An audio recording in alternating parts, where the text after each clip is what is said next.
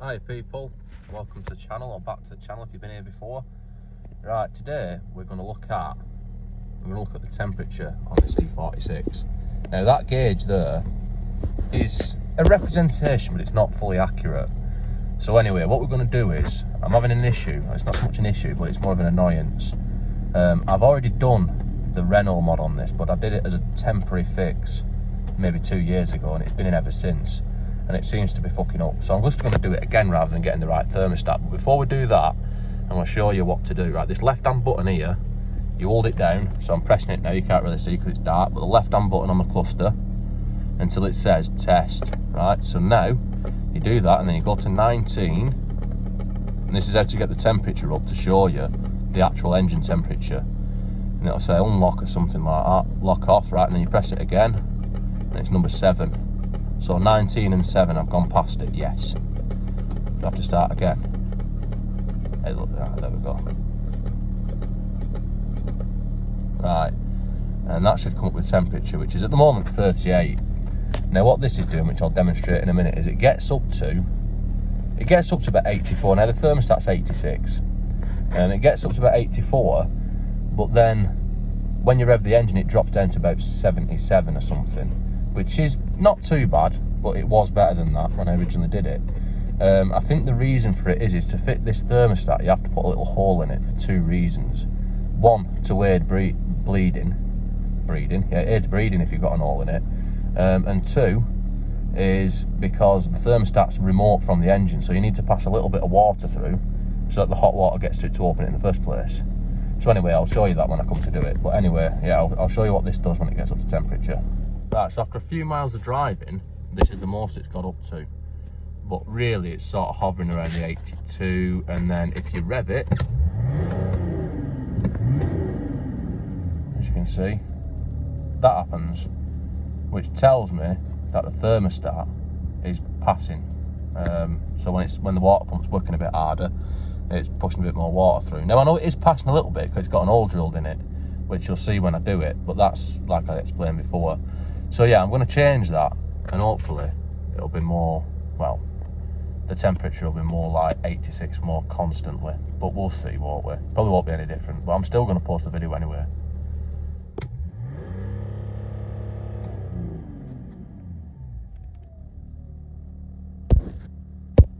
Yes. Thermostat.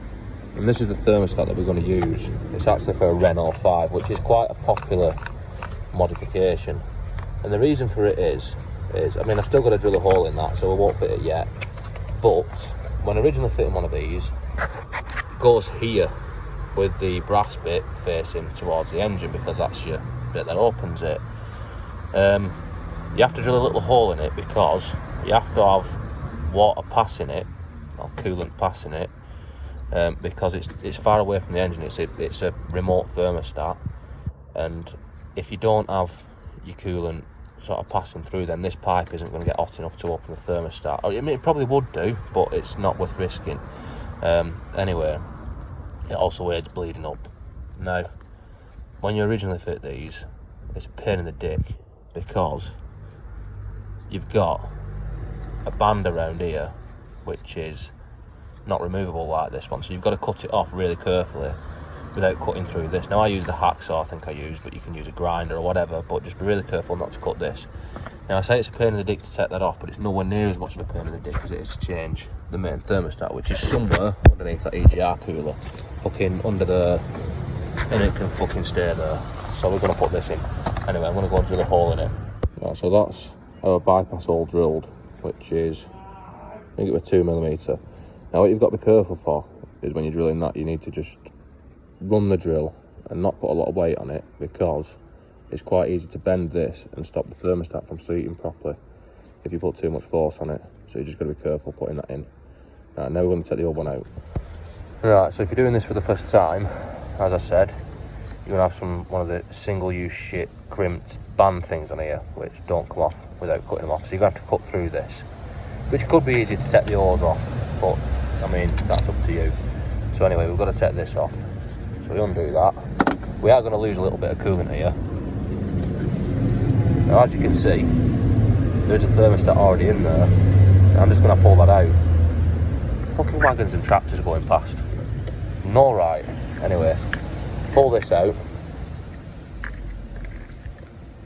And I'm going to have to hold it with both hands, but you can see where I'm going. This is pretty tight, which is what that soap's for to put the new one in.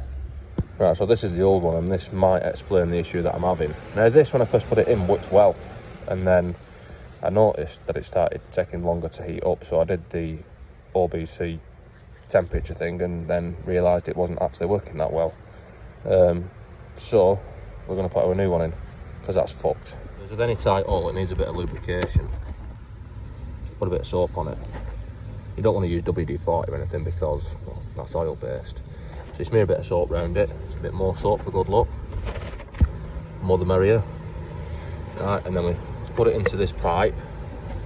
Now as the other one came out, so it goes in with the temperature probe facing towards the engine. And then you've just got to force it in really, and be careful not to bend it, which, well, I'm going to need two hands for, so I'm not going to film. So once you've very carefully got the thermostat into the hose, then we need to put it back onto here, which is quite self-explanatory really. And we're going to tighten this up, and then we're going to top the coolant up and bleed it. Right, so now we've topped up the coolant, you can see there, and we want to bleed it out, which, what you have to watch out for is these things are fucking shite. They always snap off, they're absolutely crap. But yeah, we're just going to do that a bit. Keep topping it up. There's another one down here. There's another one on the back of that thermostat there. Shouldn't really need to do that because all I've took out is this top hose and it's not lost hardly any water. So I'm just going to do that anyway. And then when it starts pouring coolant out of here, it's bled up. Right, so now, this is bled up. So we can tighten that back up. And we should be alright to put this on. And it should be happy. Now we'll compare what it's like for temperature shortly. Now also, when you're working on a car, it's always worth keeping an eye out for tools that some other imbecile has left behind, because that's been left there from when I did my air filter in the last video on this car. What a fucking idiots. Anyway, I'll put that away.